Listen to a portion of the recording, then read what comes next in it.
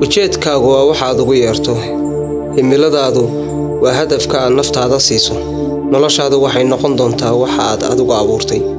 qofna ma taagnaan doono xukunkiisa hadda ama weligiis. ka tirtir wax kasta wixii tagay, wixii aan kuu adeegin. waana inaad uga mahadcelisaa inuu halkan ku keenay hadda iyo bilow cusub. waxaad ka bilaabi kartaa halkan. hadda raadi farxaddaada oo ku noolow. markaad ogaatay in ujeedkaaga ugu weyn uu yahay inaad dareento farxad iyo inaad samaysato keliya waxyaabaha farxad kuu keena, waxaan leeyahay oodhaada ah hadduusan farxad lahayn ha samayn. farxad, jacayl, xurriyad, qosol, taasi waa waxay tahay inaad hesho. samee wax kasta oo ku dareensiiya taas. samee waxa aad jeceshahay oo farxad kuu keena. haddaadaad aqoon waxa farxad kuu keena, isweydii su'aasha ah maxaa keena farxaddayda iyo sideen u helaa in nafsadaydu ay gasho farxad. sharciga soo jiidashada ayaa kuu keeni doona waxyaabo badan oo leh farxad iyo dhacdooyin iyo fursadaha nolosha. farxadda guduhu waa shidaalka guusha.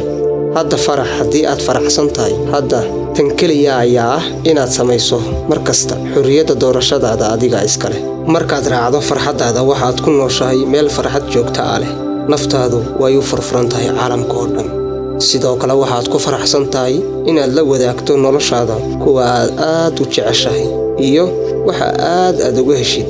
hamigaaga iyo farxaddaadu waxay noqdaan kuwa la kala qaado. waxaad mudan tahay inaad farxdo. noloshaadu waxay leedahay ujeedo.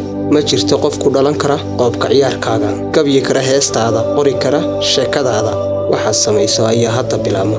waxaan aaminsanahay inaad tahay qof weyn oo ay jiraan waxaad aad ugu fiican tahay oo adiga kugu saafiisan, iyadoo aan loo eegayn waxa ku dhacay noloshaada iyo da'daada waxay u malaynayso inaad noqon karto. wakhti kasta oo aad bilowdid inaad si fiican u fikirto waxaad awoodda kugu dhex jirtaa oo ka weyn dunida oo dhani.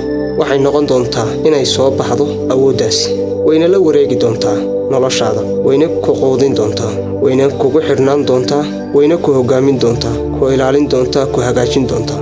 jiritaankaaga bay sii noolayn doontaa. hadda taasi waa waxaan ogahay. hubaal farxaddu ha kula jirto.